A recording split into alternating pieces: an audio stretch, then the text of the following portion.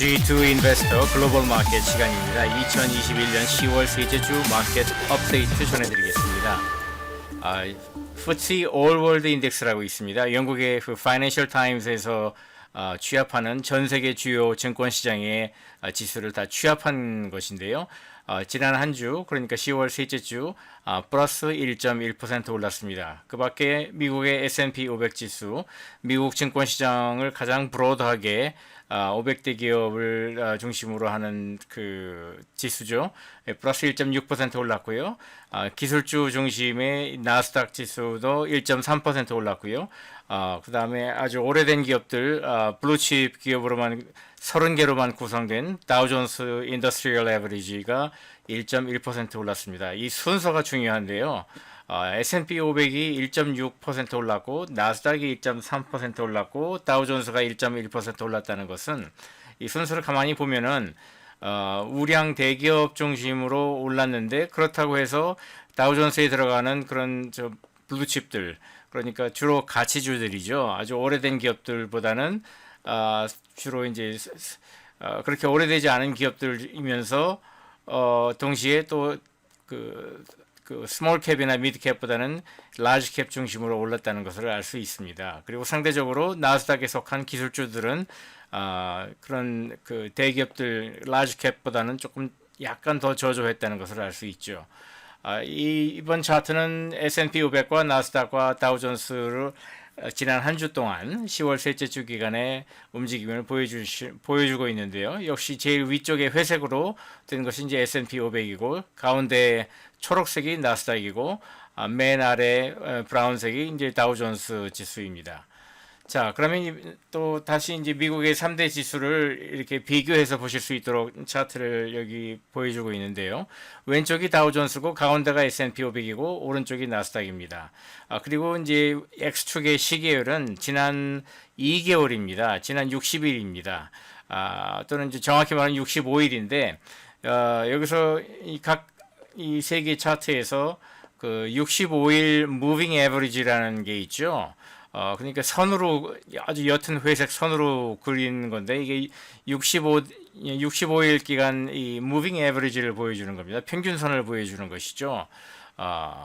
그래서 저게 이제 다우존스 같은 경우는 10월 22일, 그러니까 지난주 금요일이 사상 최고치를 돌파한 것이었고요. S&P 500도 사상 최고치가 10월 21일 목요일이었고요. 단지 이제 나스닥은 지난 9월 7일 최고치 이후로 많이 좀 떨어졌다가 지금 다시 오르고 있습니다. 3주 연속으로 오르고 있습니다. 이번 차트는 이제 지난 한 주, 10월 셋째 주 기간 동안에 제가 좀 눈여겨보았던 그런 라지 캡들 중심으로 이제 주가 종목 움직입니다. 제일 많이 오른 것이 이제 테슬라고요. 제가 본 것들 중에서만 이제 말씀드리는 겁니다. 전체가 아니고. 그 다음에 스냅이라고 이 소셜 미디어 기업이 있는데 거기에 아주 많이 떨어졌습니다. 하나씩 좀 살펴보겠습니다. 테슬라의 경우에는 한 주 동안에 8.18%가 올랐고요. 3분기 실적 발표를 했는데 그게 이제 실적 서프라이즈로 나왔고, 반도체가 지금 부족해서 자동차 업계가 난리인데, 테슬라의 경우에는 제가 이건 짐작하는 바인 추측하는 바로는 일단 테슬라에 들어가는 반도체 숫자가 그 가짓수가 그렇게 많지가 않아요. 그래서 이걸 미리 그 자동차용 반도체 제조 그 파운드리에다가 주문을 하고 미리 이제 계약 주문을 많이 해놨기 때문에 그만큼 타격이 심하지 않다고 지금 볼 수 있는 거고, 또 한 가지는 중국과 이제 미국에서 골고루 아주 굉장히 좋은 실적이 나왔어요. 그래서 전기차 하면은 다른 브랜드 쳐다볼 것 없이, 특히 미국에서는 전기차는 곧 테슬라다, 뭐 티슈는 클리넥스 티슈다 하는 것처럼 전기차의 대명사로 이제 테슬라가 자리 잡는 것 같고요. 그래서 이제 사실 미국 시장에서 지금 전기차를 새로 하려고 하는 새로 나오는 기업들이 많이 있는데, 승용차 쪽으로는 그렇게 별 재미를 못 보고 있어요. 그 대신에 이제 트럭이라든지 이쪽으로는 조금 더 활발한데, 테슬라의 경쟁 구도가 점점 더 테슬라에게 유리하게만 돌아가는 것 같고, 중국은 조금 다르지만 그래도 중국에서도 테슬라의 그 브랜드 가치나 그 소비자 선호도는 돈이 있는 사람들은 무조건 테슬라를 산다. 뭐 돈이 여유가 없는 사람들은 그보다 싼 중국 브랜드를 산다. 이렇게 지금 가고 있는 것 같아요. 테슬라가 처음 등장했을 때부터 사실은 뭐 망할 기업이다, 안 된다, 뭐 그렇게 부정적인 의견이 많았지만 이 테슬라가 주가가 떨어질 거라고 공매도에 그 돈을 걸었던 사람들이 지금까지 잃은 돈이 약 한 40조 원, 400억 달러가 넘는다고 하니까 뭐 어마어마한 회사이면은 틀림없습니다.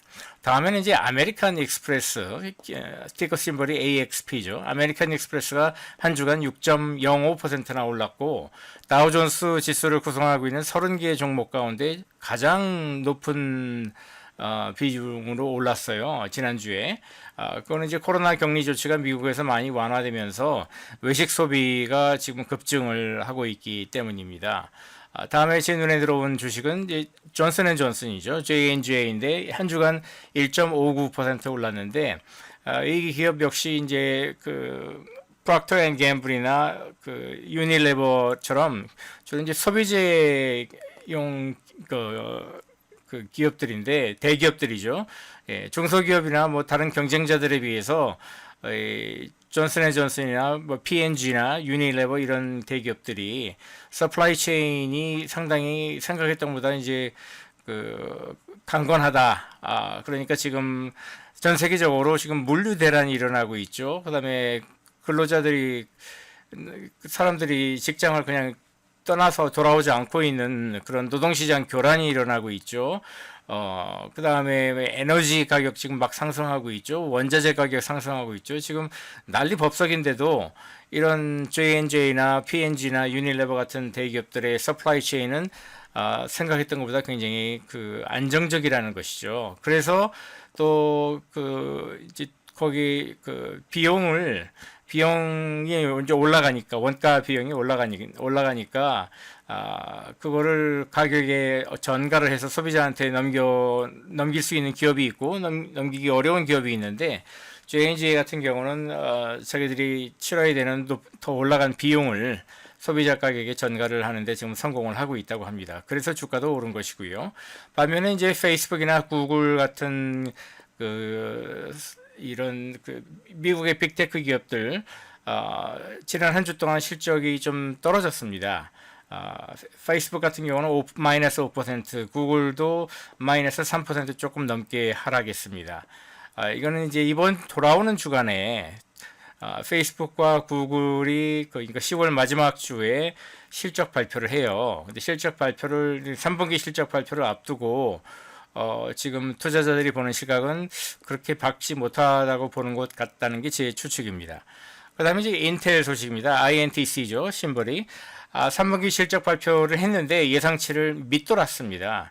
그리고 이제 신임 CEO 대표이사가 이제 패트 겔싱거라는 아주 인텔에서 잔뼈가 굵은 베테랑인데 그동안에 거의 한 10년 가까이 다른 데 가 있다가 지금 다시 돌아온 사람이에요. 근데 이 사람이 마음 먹고 지금은 인텔을 구조조정을 해서 파운드리 사업부를 굉장히 크게 키우고 그렇게 하려고 그래요. 그러면서 이제 나쁜 소식은 지금 다 털어내고 이제 완전히 새로 시작하는 기분으로 하려고 하고 있는 것으로 지금 보거든요. 그래서 아무튼 일단 미국에서는 실적 발표를 했을 적에 예상치보다 더 올랐느냐 아니면 예상치를 밑돌았느냐에 따라서 주가 흐름이 아주 큰데요. 마이너스 8.97%나 한 주간 떨어졌습니다. 하지만 저는 제가 하는 그 G2 글로벌 투자 포트폴리오에서는 지금 인텔을 주목을 하고 있습니다. 인텔 아직 사지는 않았지만 인텔이 가격적인 매력에서 지금 상당히 굉장히 좋은 구간으로 내려왔고 동시에 신임 대표이사가 아주 그 근본적인 구조 조정을 하면서 새로운 그 성장 동력을 만들려고 하고 있기 때문에 저는 인텔의 그 주가는 앞으로 굉장히 밝게 긍정적으로 보고 있습니다. 인텔을 사게 된다면은 그때 가서 다시 한번 업데이트를 따로 해드리겠습니다. 그 다음에 이제 제일 크게 떨어지고 주목을 받은 것이 스냅이라는 그 소셜 미디어 기업이에요. 마이너스 27%나 폭락을 했는데 일단 그 실적 발표가 굉장히 그 예상치보다 크게 밑돌았고요. 그러니까 이제 회사로서는 해명을 해야 되는데 이 회사가 내는 해명은 이제 애플 아이폰에서 쓰이는 그 프라이버시 규칙이 변경됐잖아요. 아이폰 쓰는 분들은 아시겠지만 요즘에 그 아이폰에서 뭐 어떤 앱을 실행을 하든지 이 앱이 당신의 그 위치 추적이나 당신의 그 전화기 사용을 추적할 수 있도록 허용하시겠습니까? 아니면은 뭐 허용하지 않겠습니까? 그런 메시지 뜨지 않습니까? 그게 이제 최근에 애플이 그 프라이버시 규정을 바꾼 거예요. 근데 그렇게 되면은 이제 그러니까 사용자들, 유저들을 이제 트래킹을 하기가 어려워지니까 당연히 그 트래킹에 기반한 광고 수입이 떨어질 수밖에 없는 것이죠.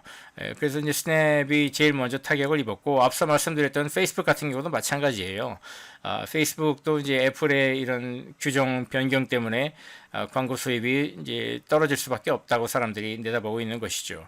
그다음에 이제 마지막으로 미국 10년물 국채 수익률이 10월 둘째 주에는 1.574%였는데 셋째 주에는 1.654%로 이것도 꽤 큰 폭으로 오른 겁니다.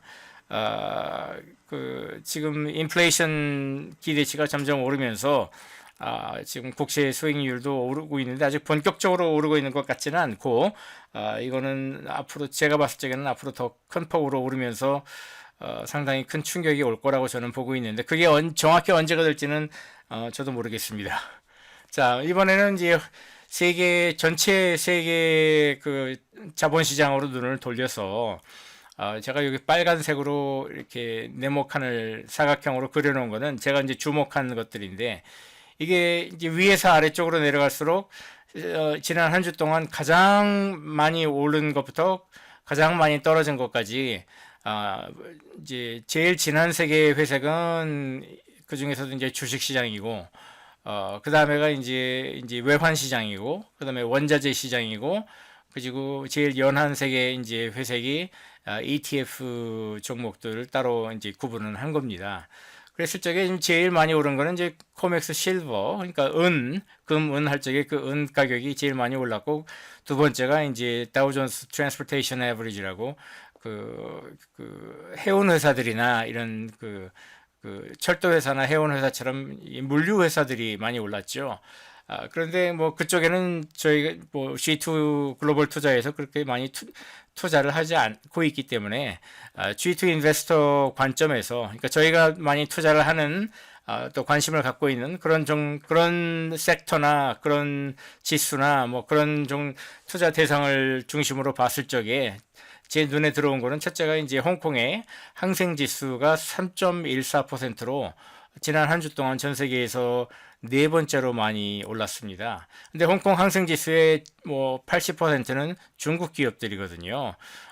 특히 이제 중국 본토 A쉐어가 아니고 그러니까 홍콩에 상장한 그 H쉐어라고 하는 홍콩에 상장한 중국 기업들이 대부분 민간 기업들이고 중국의 국영 기업들은 거의 없습니다. 중국의 민간 기업들이고 성장 가능성이 높기 때문에 제가 이제 눈여겨보고 있고 뭐 우리가 알고 있는 텐센트나 알리바바나 메이투안이나 전부 다 이 홍콩 항생지수에 속해 있습니다.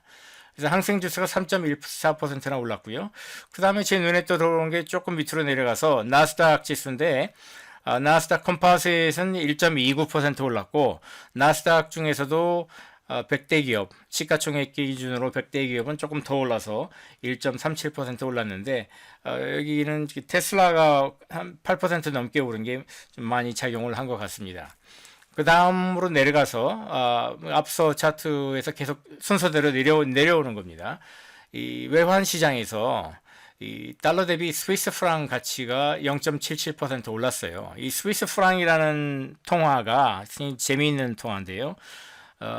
이 미국 달러보다 더 안전한 안전 피난처입니다. 그래서 이 세계 금융시장이 불안해지면은 스위스 프랑 가치는 더 올라요. 특히 또 선진국 화폐들 가운데서 가장 투기 성격이 강하다고 할까? 안전하지 않는 그런 통화가 호주 달러입니다. 그래서 이제 스위스 프랑하고 호주 달러 두 통화 가치의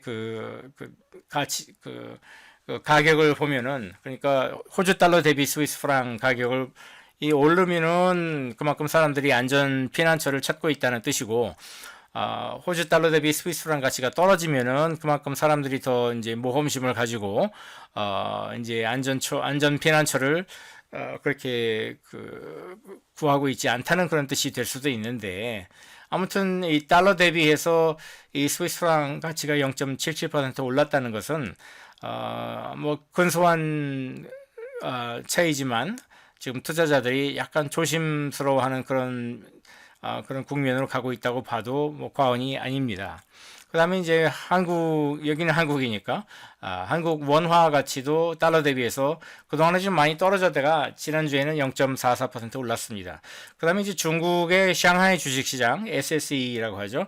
상하이 주식시장이 플러스 0.29% 아주 소폭 올랐고요. 반면에 한국의 코스피 지수는 0.3%, 마이너스 0.3% 떨어졌습니다. 계속해서 같은 그 순서대로 나열한 자본시장을 보면은 일본의 니케이 지수가 또 마이너스 0.91%로 한국 코스피보다 더 많이 떨어졌습니다. 그리고 끝으로 나이맥스 내추럴 가스, 그러니까 천연가스 가격이 이 선물 가격이죠. 선물 가격이 마이너스 2.4% 떨어졌습니다. 그런데 지금 오늘이 2021년 10월 25일 월요일이거든요. 근데 오늘은 또 많이 또 올랐네요. 그 천연가스 가격이. 그럼 천연가스 이 선물 시장에 내가 투자를 해야 되나 말아야 되나 지금 망설이는 분들이 많이 계실 텐데, 이거 가만 보면 하루 올랐다가 하루 떨어지고 이게 변동성이 너무 커요. 그래서 저희들은 그 G2 인베스터 포트폴리오에서는 이 천연가스 선물 ETF가 없는데 굉장히 모험심이 강하고 나는 빨리빨리 어떤 투자 성과를 보고 싶다 하는 분들은 한국에도 신한투자금융에서 파는 이 천연가스 선물 ETF, ETN이라고 하죠. 내추럴 ETN이 있습니다. 제가 기호 번호는 생각이 나지 않는데 그거 한번 검토를 해보시고 하는 것도 괜찮을 것 같습니다. 자, 그래서 천연가스 얘기가 나온 김에 2020년부터 지금까지 거의 1년 9개월, 1년 10개월 동안 이 천연가스 가격을 보면은 2021년 상반기까지는 계속 내려가거나 박스권에서 움직이다가 갑자기 지금 오르고 있어요. 근데 이게 앞으로 그러면 얼마나 더 오를 수 있느냐, 이게 문제인데, 가장 큰 열쇠를 쥐은 사람은 역시 러시아의 푸틴 대통령이라고 할 수 있습니다. 러시아에서 공급을 크게 확대를 해주면 가격은 떨어질 것이고요. 지금처럼 배짱 튕기고 잘 됐다, 가스 가격이 이제 오르면은 더 잘 됐지 이렇게 생각을 하면은 당분간은 천연가스 가격이 더 오르거나 크게 내려가지는 않을 것으로 지금 보고 있습니다. 자, 여기까지 10월 셋째 주 글로벌 마켓 10월 셋째 주 시황을 전해드렸고요. 왼쪽에 보시는 것처럼 굉장히 다양한 주제로 G2 인베스터에서 경제와 투자에 관해서 지금 동영상을 준비를 많이 지금 하고 있습니다. 오른쪽에는 G2 인베스터와 뉴스 잉글리시가 제공하는 소셜 미디어들인데, 여기서도 모아 보시면은 동영상에서 보지 못했던 그런 자료들도 많이 있으니까 찾아와 주시면 고맙겠습니다. 다음 주에 또 뵙겠습니다.